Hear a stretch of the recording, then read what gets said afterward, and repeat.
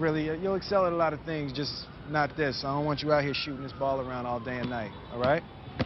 All right. Okay? All right, go ahead.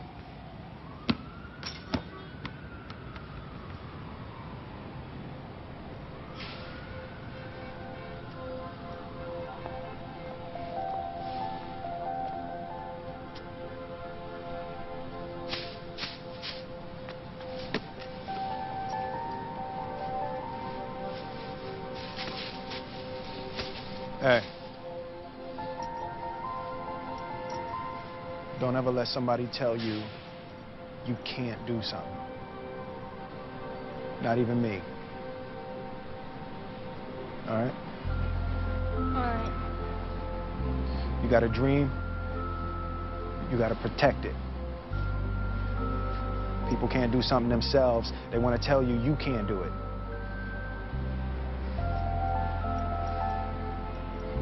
You want something, go get it. Period.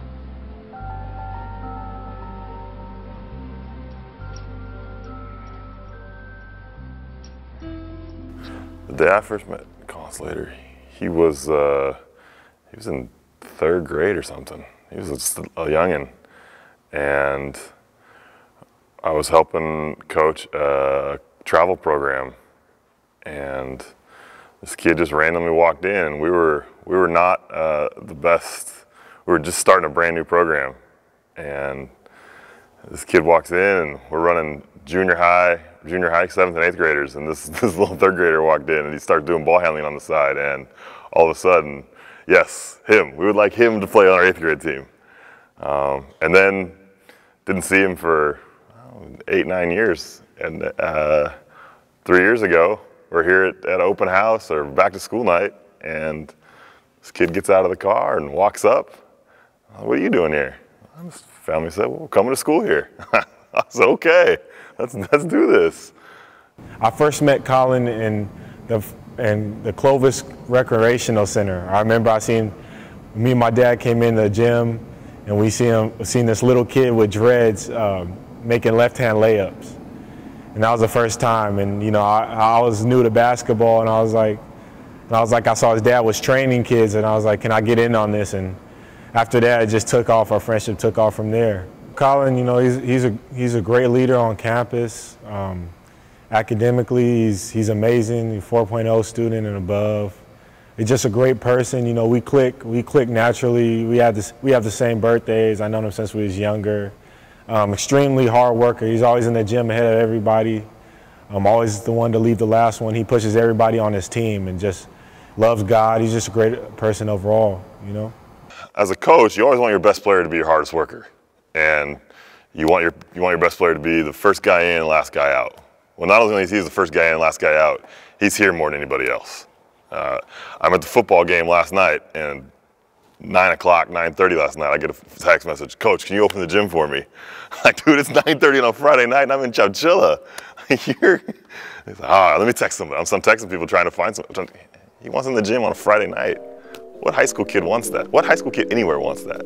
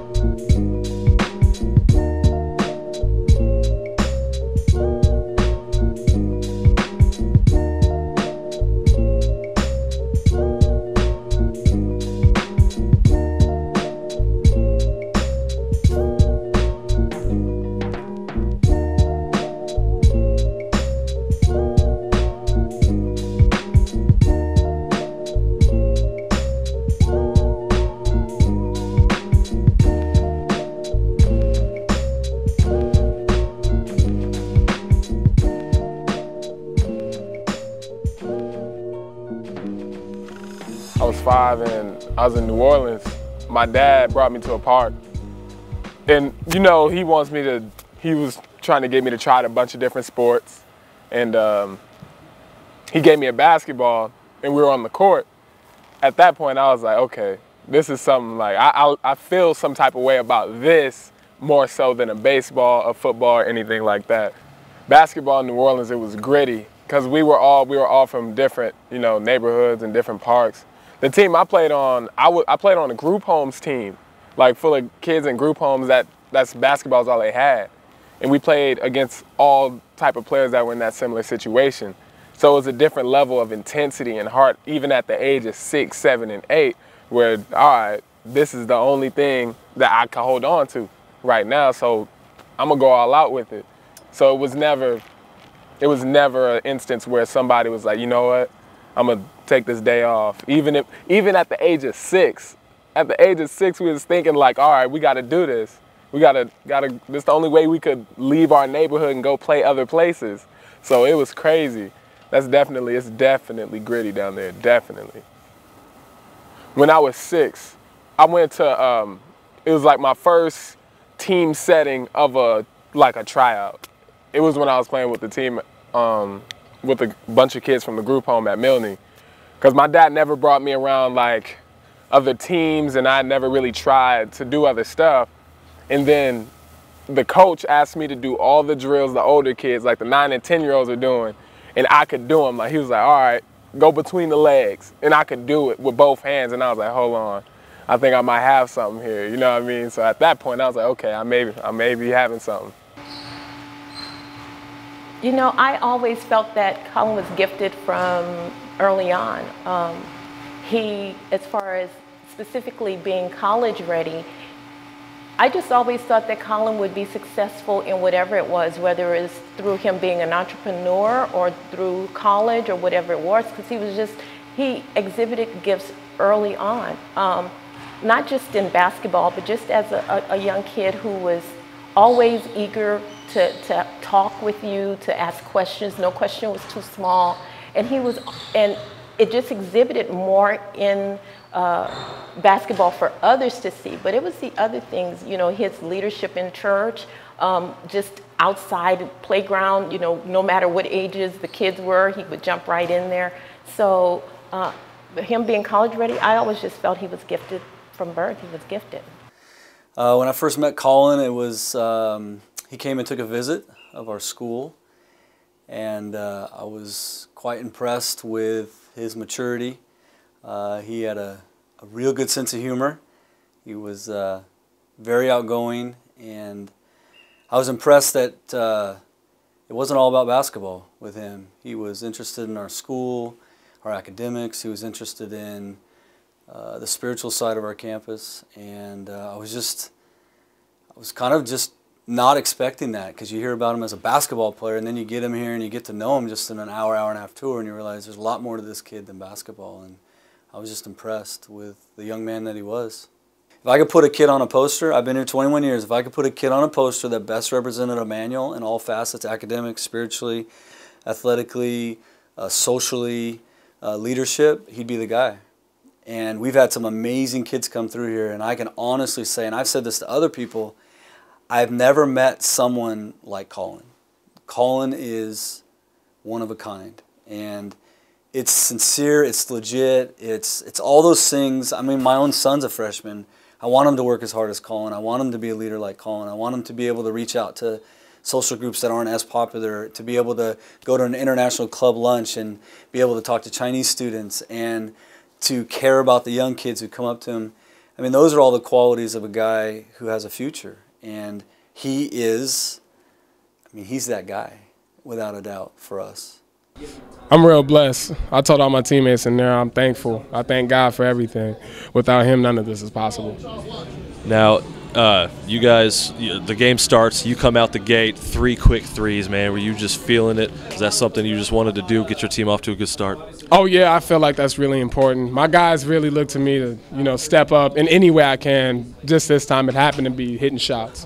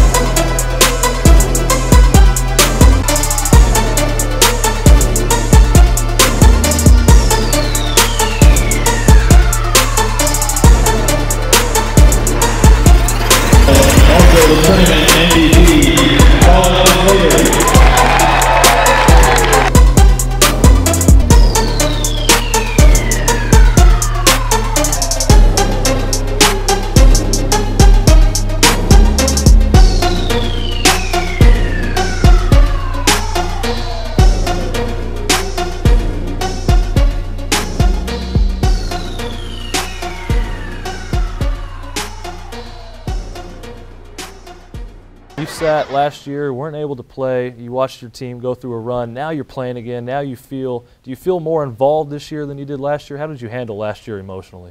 Honestly, I'm focused on this year mainly. Like, I kind of put all the other stuff behind me.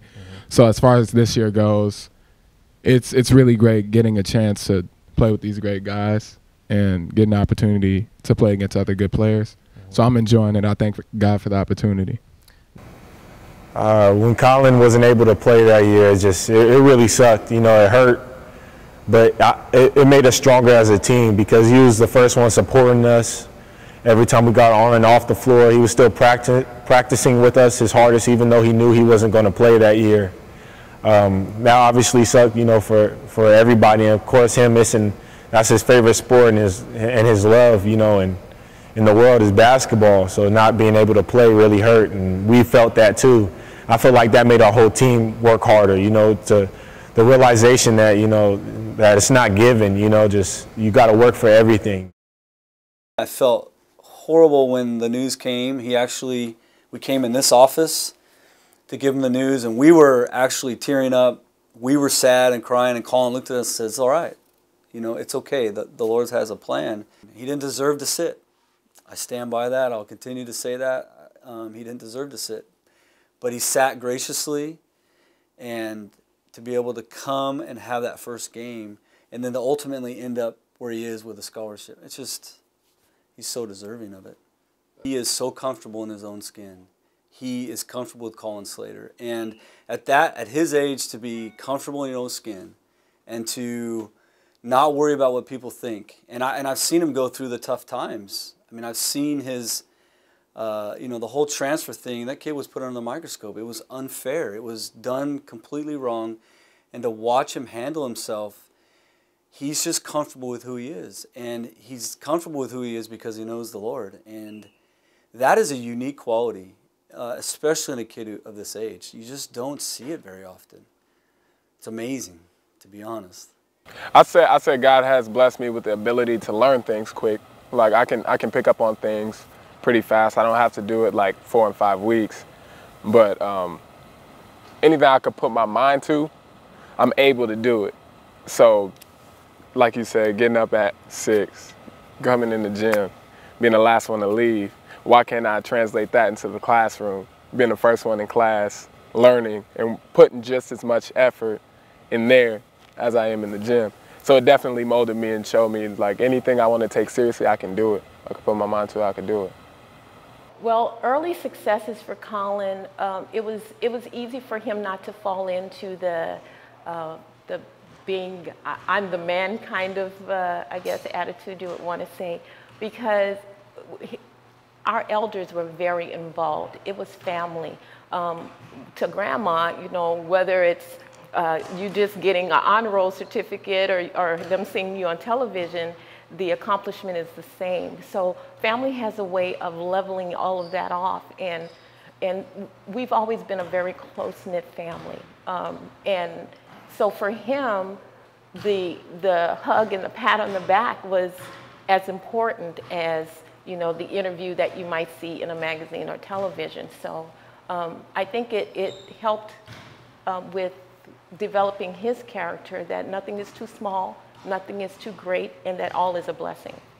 He's got this amazing work ethic. And when your best player has a work ethic like that, look, there's a lot of talented guys. That trickles down to them. But as a coach, the thing that I like the most is we got young guys. We got these freshmen coming in. We got these elementary and junior high kids on campus that see him play and see him work out all the time. That's infectious. And they pick up on that, and that has become the standard here. The standard is you're expected to find time you come in on your own. If you want to be a player, they understand. You have to put in extra time. It's not just practice after school, 1 hour of weights and 1 hour of skill work. It takes a lot of work. And that comes from him setting that example. So that's been amazing.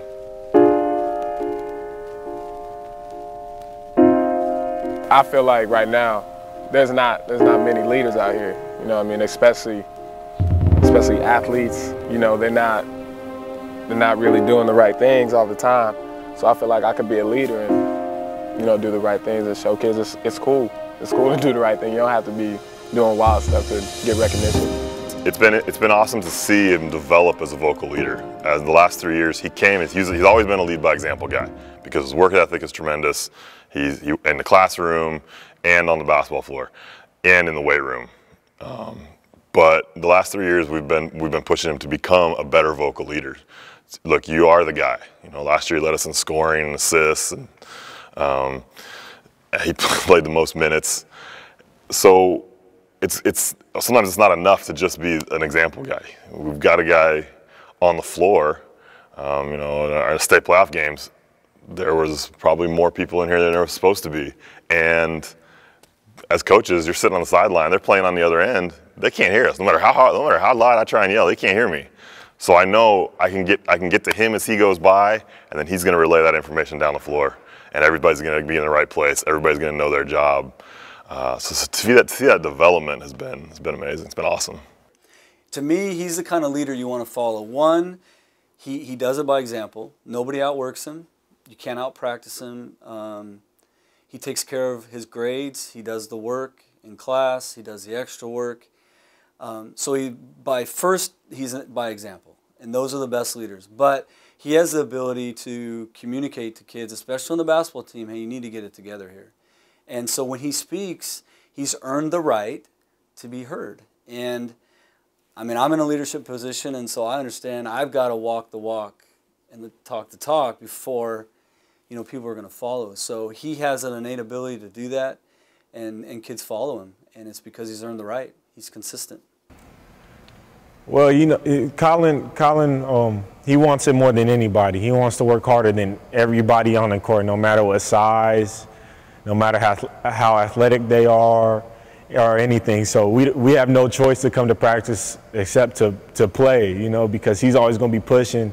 He's always trying to get a one-up on you. So if you don't come to play, you're going to get left behind. So Colin impacts the whole team. That's how he impacts the whole team. You know, it's even been contagious on me. You know, I already like to work hard, but it's been working with all our players, you know, from our freshmen to our seniors now. You know, everybody sees that, and, you know, they see his success, and they want that. So, of course, that's contagious on our team.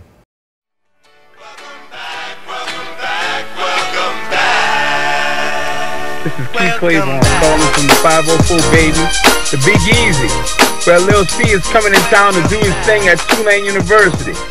Lil Colin, I watched Lil Colin since he was a little boy. Basketball has been his thing, his passion, and he's a floor general with the ability to go left or right, goes to the hole strong, bang bang on that jumper, and he's going to really be an unbelievable asset to the Green Wave program. Congratulations, Lil C. Looking forward to you taking Tulane University basketball to the next level, baby boy.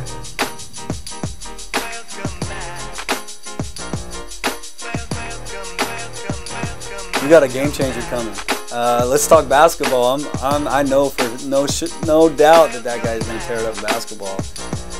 But what you're getting is you're getting someone that can transform your community. He can be a leader. He can be a person that people rally around. They want to come see. They want to come watch. He'll take care of business in the classroom. And he's someone, when he's successful, whatever that is in life, he's going to give back. I just know he is. So you're getting an amazing kid. And he's not a kid. I mean, he's a grown man who just happens to be really good at basketball. Ever since I was in third grade, I believe, he was talking about Tulane, and we were looking at him like, Tulane? That's all the way in New Orleans and stuff. And I didn't know about his history that much, and that's his hometown. He just loved New Orleans, you know, so much. And just to see him go back to his roots and to Tulane, he loved that school so much. And I kind of had an idea, you know, he didn't tell me to the end, but when I found out, that was really overwhelming. It's a really good program. I'm really happy for him. It's a great school. The Tulane basketball program got better when he said he was going there. That's the biggest thing. That's the biggest thing. I think he's got to be the steal of the country this year. He's got to be the steal, and I'm happy for Tulane because they put the work in. They've put the work in. They've been here. They've been in Reedley at 5:30 in the morning. You know, whatever the first day they could officially come see, they were there. The first minute, they were here. and it's so I'm happy that they're the ones that got it. But yeah, Tulane got a lot better when Colin committed to Tulane. Oh yeah, I chose to go to Tulane University, back home in New Orleans, Louisiana. Roll Wave. I grew up in New Orleans, as you know. It was a dream school for me because my mom always worked on campus. She worked at Tulane when I was younger, so I would always go there. They took us on field trips there, so I was always involved in Tulane's, campus, and I just loved it. It's great memories there, and they're great people. So growing up, I was like, if I get the opportunity, I want to go here. And as I grew up, like I started getting that opportunity, and the coaches were like, yo, we're serious. We want to offer you a scholarship. And it was going from there. I was excited. When I was on my official visit, I met with the academic advisor, and she was telling me all these things about how important it is to, network and get used to, communicating with people and just getting to know them, because you never know, like, what person you may run across. And it's cool to just get to know people and be a kind person. And that's when I was really like, okay, this sets this area apart from anywhere else I've been. This is the spot for me. I have to say I'm a little bit biased because I worked at Tulane prior to our being displaced after Katrina. So for Colin, I mean, they've always been a part of the campus, both my daughter and my son. They were attending feeder schools at Lusher Elementary, which Tulane is a sponsor of that elementary school. And with me working there too, so I like his choice, but if he had chosen anything else, I would smile and be just as happy. So I wasn't surprised by Tulane, just as I would not have been surprised by any of his other choices. Coming in as a freshman, I want to win a national championship, so I'm gonna work hard. I'm gonna continue to do what I do, give glory to God, so I'm gonna just go with it. I would want to win a national championship and bring it back to the city. Bring it back to the city, bring it back to Tulane. And that's a dream for me, because it's a dream right now because I'm actually going there, but that's one thing I really would like to do, and that's what I'm going to work towards.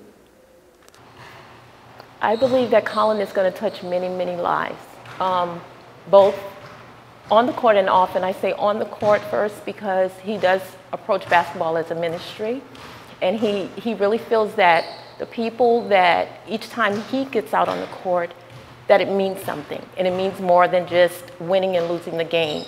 There's a whole lot that goes into his walk, just being a Christian athlete, student athlete.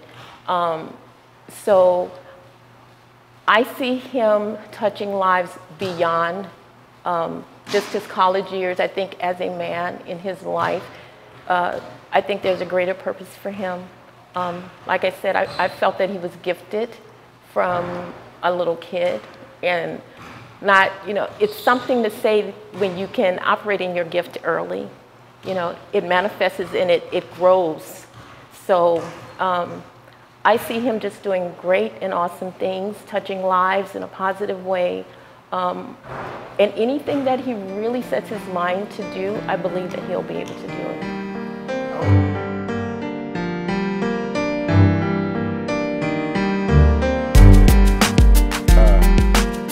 Tulane's gonna get an awesome person, a great basketball player. I feel like he's gonna lead from the moment he gets there, knowing Colin, he's not gonna change anything for anybody. And when he gets there, he's gonna impact that team a lot. With his work ethic, with his competitiveness, I feel like he's gonna do big things there.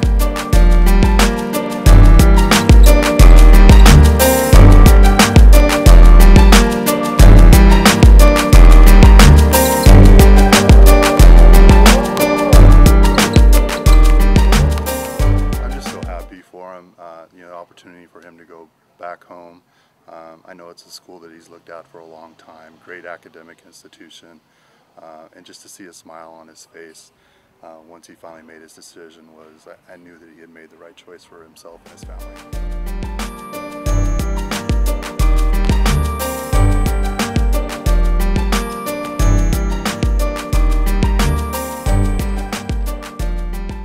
Hey, Colin, what's going on, man?